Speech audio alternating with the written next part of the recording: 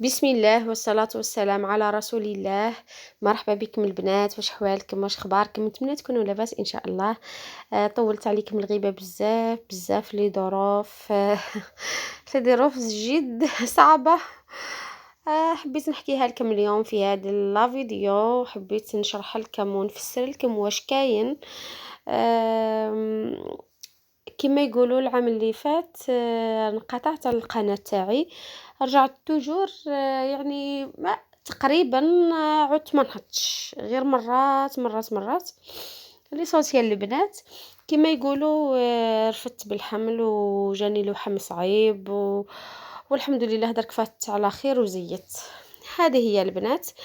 حبيت اليوم نعطي لكم البنات واش جابت الام، ما كانش اغلى من الام في الدنيا هذه.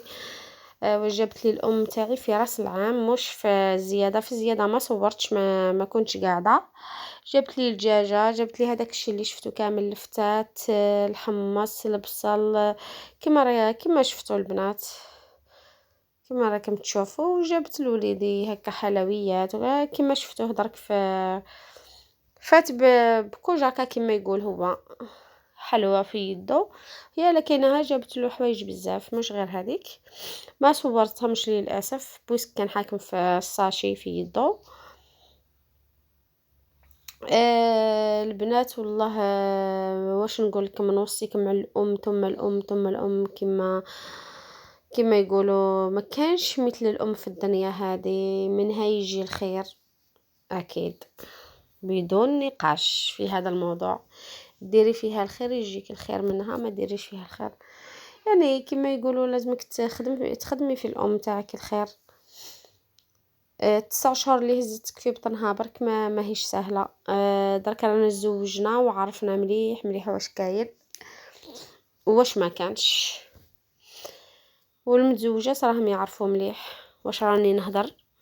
ليسونسيال البنات جات لعندي وجابت لي كما قلت لكم في الزياده تاعي وفي اللوحه تاعي ماني ما كنتش قادره نصور. جابت لي حوايج بزاف تاني في الزياده وفي اللوحه.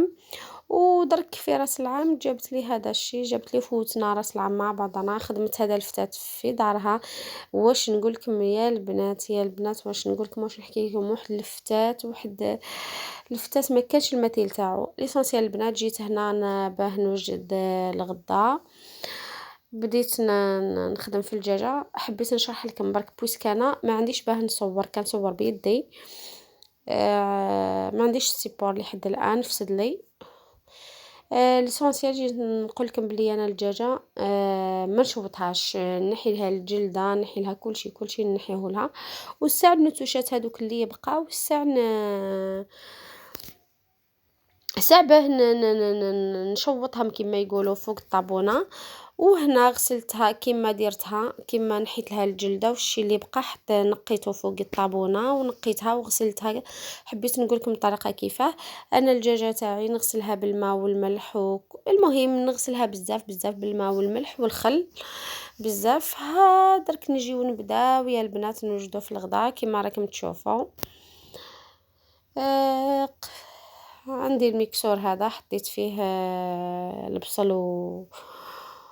والثوم كما راكم تشوفون. بعد نحكي لكم على الميكسور هذا، ندير لكم فيديو عليها، يعني ميكسور لا مثيل له. ندير لكم شريت لي ميكسور مي كيما هذا ما مازال ما لقيتوش البنات، ما نكذبش عليكم. إيه. يما مسلكني بزاف بزاف، مع انا مربيه درك كما قلت لكم زيت مربيه، يعني راهو مسلكني بزاف بزاف. هنا البنات حطيت الصدر كامله مع زوج فخوذات تاع الدجاج ولا زوج تاع الكويس كما يقولوا. كاين اللي يقولها الفخذ تاع الدجاج، كاين اللي يقولها الكويس. هكذا حطيتهم يتقلاو، وحطيت شويه تاع الزيت وحطيتهم يتقلاو وتوكلت على ربي وبديت.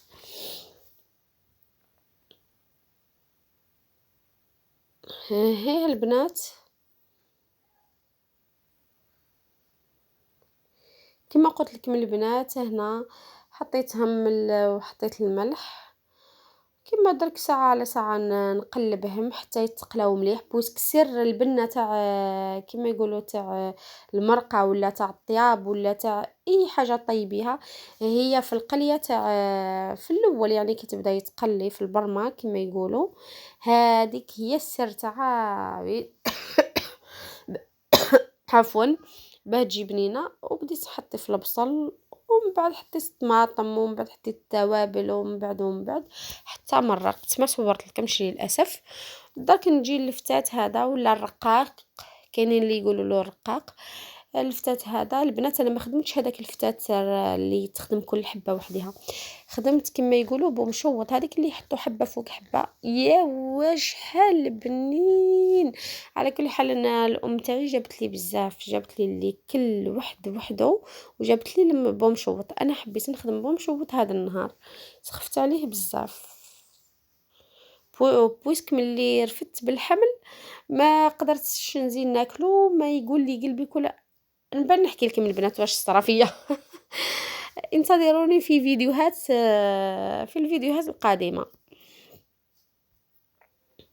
هكذا البنات، ودرك فتتو قيس ما ناكلوه وحطيته في الكسكاس باه نفورو، بعد ما فورته البنات حطيته في هاد الصحن اللي رايحين نتغداو فيه. واش نقول لكم البنات، جا بنة لا تقاوم، رايع رايع رايع رايع رايع.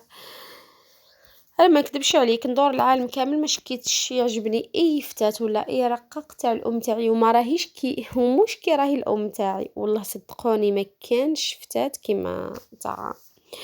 درك نجيو هنا البنات، الدجاج بعد ما طاب حطيت نقليه، هنا فورتها راني نفور في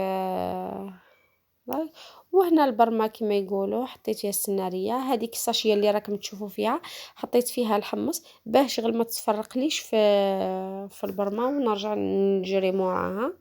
حطيتها هكاك، انا اصلا يا اخي الام تاعي جابتها لي طايبه شغل ما حطيتهاش بزاف 10 دقائق ولا قبل ما نطفي، حطيتها في شكاره وثقبتها وحطيتها باه تطيب مليح. كما قلت لكم البنات هذا هو الروتين تاعي تاع اليوم، نتمنى يعجبكم. شوفوا كيفاه جا الصحن متول ومولول وكون ذقتوه شحال يهبل يهبل، وسمحوا لي الا كان سخفت نافسه ولا متوحمه ولا هذه هي البنات. نتمنى يعجبكم لا فيديو تاع اليوم، ما تنسونيش كما مولفه نقول لكم دائما بلي جيم والبارطاج والاشتراك في القناة باه تكبر العائلة تاعنا وتعم الفائدة بإذن الله، وفي فيديوهات أخرى إن شاء الله البنات. نتلاقى ونحكي لكم كما قلت لكم على كل شيء، كيفاه صارت لي في اللوحة، واش جبت واش ما جبتش، واش جبت كيفاه سميت إلى آخره إلى آخره.